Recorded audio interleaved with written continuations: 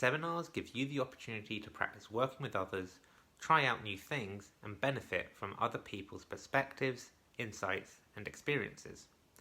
Generally speaking, there are 3 different ways you can get involved in seminars and make the most of these opportunities, and these are speculating, enabling, and challenging. But working with others isn't always an easy thing to do, and in your seminars you may have noticed some unhelpful behaviours that make this kind of group learning a bit more difficult. So maybe you've noticed some people have the habit of dominating the conversation, or talking over others, or maybe even challenging unproductively. Or maybe you've occasionally found yourself doing these same things. We all pick up bad habits from time to time, and we can always get better at participating in seminars. Well, this guide will give you some strategies for what you can do if you do encounter some of these unhelpful behaviours within seminars. So let's start with speculating. It can be helpful for group learning to offer up possible ideas as a starting point for wider discussion, or provide small suggestions that help the conversation move forward while still allowing space for others to contribute their perspectives. However, sometimes people talk for a long time or try to provide a very comprehensive, airtight response that are just harder to engage with. And this is especially common if people are feeling nervous or feel like they want to impress their tutors or the other students. If you do find this happening in your seminars, here are a couple of things that you can try. Drawing attention to uncertainty. You can help others to feel more comfortable speculating by demonstrating some of these behaviours yourself and drawing specific attention to the fact that your own ideas are incomplete. When speaking, try opening with phrases like, "I'm just thinking aloud here," or "I'm not really sure, but maybe," and then add whatever it is you want to say. Using phrases like this that explicitly draw attention to uncertainty can help create an environment in which others feel more comfortable speculating, rather than feeling the need to provide comprehensive responses. Breaking issues down. If a large question or problem has been posed, you can head off excessively long responses by drawing attention to the fact that a single comprehensive answer is unlikely, or at least that it's unlikely to be formed immediately. And you can do this by breaking the issue down and mentioning some of the different factors that you might need to take into account. And if you're feeling particularly comfortable or imaginative, you could also start speculating about how one of these smaller issues might be addressed.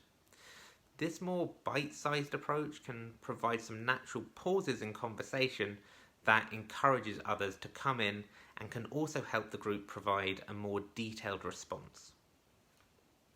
Asking how the idea can be developed further.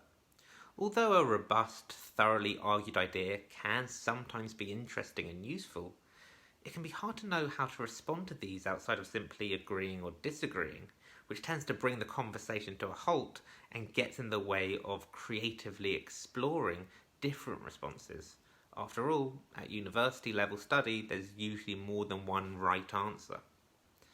In these situations, you might find it useful to ask questions like, "What would you like us to add?" or "Which areas do you want us to help work on?" Or you could ask questions about how to take the idea even further by saying something like, "Okay, so if we assume that's correct, how might this change our approach to whatever?" These kind of responses give the speaker a chance to reflect on their own potential blind spots, and at the same time refocuses the seminar as a space for group learning and collaboration rather than individual learning. Choosing one thing to take forward. If someone's been talking for a long time, it can be quite difficult for the wider group to keep a clear overview of what's been said or what part exactly to respond to. If you've lost track, then chances are others have as well. So it can be helpful for everyone to just let the speaker know that you haven't quite followed and ask them to summarise instead. Or you could even try summarising yourself, or just select one aspect that you found most interesting or understood the most to focus on and discuss further. Summarising and selecting might sometimes feel reductive, but it can provide you and the rest of the group with a workable idea or aspect to take forward, discuss, and develop more broadly. Drawing others into the conversation. You may sometimes encounter the opposite situation in which some seminar participants don't contribute to the conversation.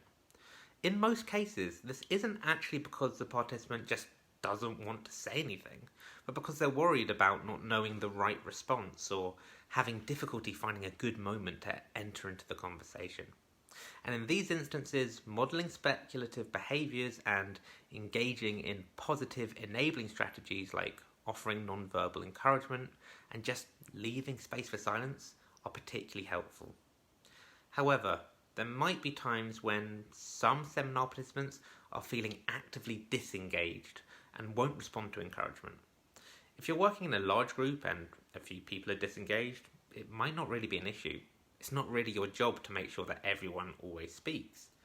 But if you're in a smaller group or just a lot of people are refusing to contribute, this hesitancy to speak might become actively disruptive in itself. In these situations, you can try drawing disengaged members into the conversation using frequent eye contact. Or, if this isn't possible because eye contact is being actively avoided, or if you're working online without cameras, you may want to go a step further and bring them in by name by saying something like, "Emma, what do you think about this?" in a kind of warm, inviting tone. And remember, speaking isn't the only form of communication, so pay attention to what others are doing and their body language. These can provide ways of opening a dialogue, for example by saying something like, "Deepak, you look a bit uncertain, did you want to mention anything?" After explicitly bringing someone into the discussion a couple of times, you'll often find that they become more likely to enter into the conversation without prompting. So, let's move on to enabling. Enabling behaviours help create an environment in which people can learn from one another by providing space and encouragement for others to speak, clarifying the ideas of others, and developing them further. But enabling also includes identifying behaviours that are making it difficult for others to participate and taking active steps to address those behaviours. If someone's being shut down or spoken over, it's everyone's responsibility to ensure that these behaviours are being addressed. So, let's have a look at what you can do in some of these situations. Observing others. People will often subtly indicate when they want to speak, such as with an intake of breath, a shift in body language, or changing facial expressions. Or if online, people might indicate that they want to contribute by using the raised hand icon or unmuting their microphone. When working in a group of people, it can be really easy to miss these signs and end up talking over each other. So the first step is to be mindful and attentive to others. You might even want to dedicate some time in the seminar to focus exclusively on noticing these behaviours as a way of building up your responsiveness to others. This will put you in a much stronger position to notice and handle disruptive or exclusive behaviours when they arise. Refocusing interruptions. If you notice that certain members are in the habit of consistently talking over others, it might be worth addressing by waiting for the person interrupting to finish speaking, and then saying something like, "That's really interesting. I wonder what Mira was going to say." This can provide space for the original speaker to voice their ideas without necessarily putting anyone on the spot or calling anyone out by saying something like, "You've just spoken over Mira."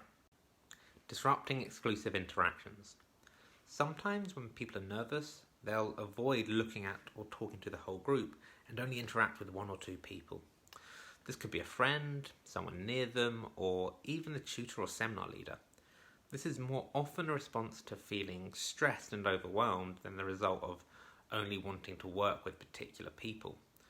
But these kinds of exclusive interactions can divide the group, making it harder for others to join in the conversation and implicitly establishing a kind of competitive dynamic between those speaking, in which the conversation just bounces back and forth between the two like a kind of tennis match, in which both speakers are trying to win the conversation by having the last word.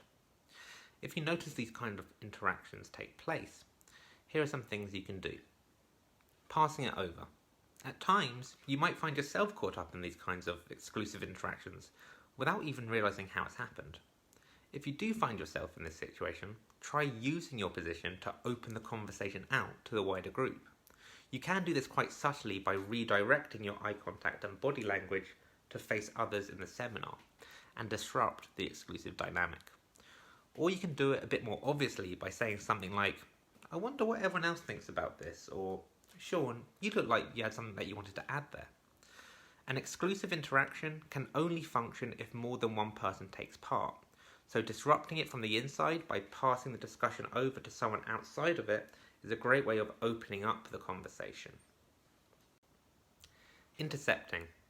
Sometimes you might notice others engaging in exclusive interactions, making it quite difficult for you or someone else to speak. You can gently remind the speakers that there are others present who might like to contribute by moving into their eye line and disrupting the exclusive interaction with your head or body. Once the exclusive interaction has been disrupted, you can then add your insights or hand the conversation over to someone that you've noticed wants to speak. If you can't do this physically because of the layout of the seminar space or because you're working online, you might want to disrupt the interaction verbally. Now, some people do find this uncomfortable or a bit exposing, so it can sometimes be easier to intercept the exclusive interaction on behalf of someone else. So perhaps you've noticed a comment in the chat that you'd like to bring into the conversation, or maybe you've noticed someone else trying to enter the discussion and could say something like, Zara looks like she has something she wants to add, and I'd really like to get her perspective on this. Challenging the ideas of others and having your own ideas challenged allows the group to benefit from multiple perspectives and approaches, making all of those ideas stronger. However, challenging works best when it's collaborative and productive rather than purely critical or aggressive. If someone challenges you in an unhelpful way, it can be hard to know what to do or how to respond. You might find yourself naturally becoming defensive or just wanting to avoid the conversation altogether. And these are both perfectly reasonable responses to unhelpful challenges. It's really not your responsibility alone to make sure other people know how to challenge appropriately in a seminar. So there's nothing wrong with becoming impassioned or simply stepping away in response to this kind of challenge. But here are some other strategies that you might also find helpful. Reframing. We're more likely to get defensive if we feel personally attacked, and this may well happen if the challenge is framed badly. Now, it is the responsibility of the person challenging to make sure that the challenge is framed productively and addresses the idea rather than the individual. But even if they don't do this, we can reframe it internally by depersonalizing the challenge in our own heads at least. So if the person challenging says, "You haven't thought about X," internally reframing it as, "My ideas haven't accounted for X yet," can make it easier to respond objectively. If you do want to engage with the challenge, here are some things you can try. Bouncing it back. You're not expected to have all the answers when discussing ideas in seminars. So if the person challenging has asked a particularly difficult or slippery question, you can throw it back to them and ask how they would address the issue. This can shift the dynamic and positions the person challenging as a collaborator rather than a critic. Asking for more.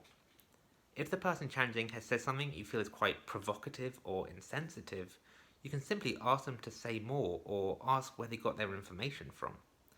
It might be that the speaker genuinely doesn't realise what they're saying is insensitive or hasn't expressed themselves well, and asking for more gives them the opportunity to think through, re-examine or reframe what they're saying. Getting the person challenging to say more can also help uncover logical inconsistencies or unconscious bias and give you a bit of time to reflect on a possible response. Echoing. If you respond to an unhelpful challenge, it's not uncommon for the person challenging to say that you've just misunderstood or you're twisting their words. So if possible, try and note down and echo back the exact language or phrases they've used by saying something like, "So when you say," whatever it is they said, "it implies that," etc. This strategy gives the challenger the chance to see how their language is likely to be interpreted and avoids getting into a circular debate about what was said and what wasn't said. Redirecting. Sometimes you might not have the patience or energy to fully engage with an unhelpful challenge, and that's fine. You don't need to every time. If you would rather just carry on the initial conversation, try simply shutting down the challenge and redirecting focus to what you'd been talking about earlier by saying something like, "Well, I'm not sure about that, but as we were saying before." Outsourcing. If you know of good responses to the challenge but don't have the information at your fingertips or just don't want to get into that conversation in your seminar, you could direct the person challenging to some sources that they can find themselves. For example, you might say something like, I don't really have the response to that here and now, but Judith Butler has a book on that which might be worth reading. Outsourcing the unhelpful challenge can free you of the obligation to respond and puts the responsibility back on the person challenging to fill their own gaps in knowledge. Everyone has a part to play in managing unhelpful behaviours and ensuring a seminar runs smoothly, and this includes the member of staff who will often be facilitating or leading the seminar. So if you notice some particularly challenging behaviours that you just don't feel comfortable managing yourself, you can always bring this to the attention of the staff member during or after the seminar so that they can effectively address the situation.